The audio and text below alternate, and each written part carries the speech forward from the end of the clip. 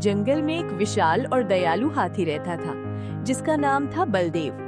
वो अपने आकार के लिए नहीं बल्कि अपने शांत स्वभाव और मधुर व्यवहार के लिए जाना जाता था।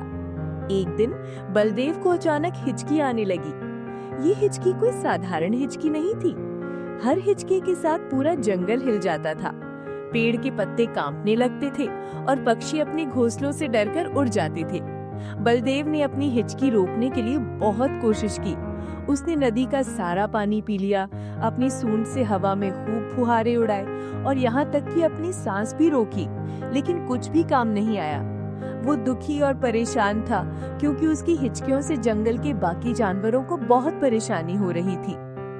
तभी एक छोटा चालाक चूहा जिसका नाम था चिंटू बलदेव के पास आया। चिंटू ने कहा, बलदेव दादा, आप इतना परेशान क्यों हैं? मैं आपकी मदद कर सकता हूँ।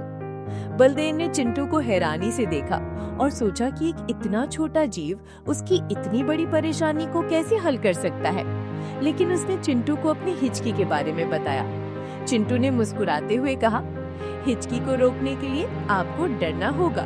मैं आपको डरा सकता हूँ। बलदेव को ये बहुत अजीब लगा, लेकिन उसके पास कोई और चारा नहीं था। उसने चिंटू की बात मान ली। चिंटू बलदेव के कान के पास गया और जोर से चिल्लाया, भागो बलदेव दादा, शेर आ गया। बलदेव को तो पता था कि चिंटू मजाक कर रहा है, इसलिए उसे बिल्कुल भी डर नहीं लगा। उसकी हिचकी बंद नहीं हुई। चिंटू ने फिर कुछ और तरकीब सोची। उसने अपने दोस्तों को बुलाया। कुछ ही देर में सैकड़ों चूहे बलदेव के चारों ओर इकट्ठा हो गए।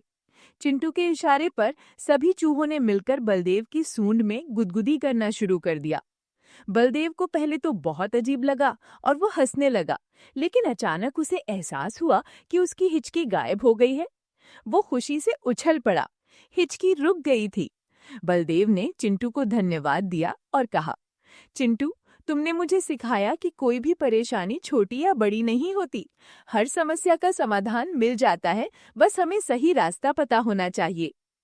उस दिन से बलदेव और चिंटू पक्के दोस्त बन गए और जंगल में ये कहावत मशहूर हो गई कि कोई भी समस्या इतनी बड़ी नहीं होती कि एक छोटा चूहा उसे सुलझा ना सके।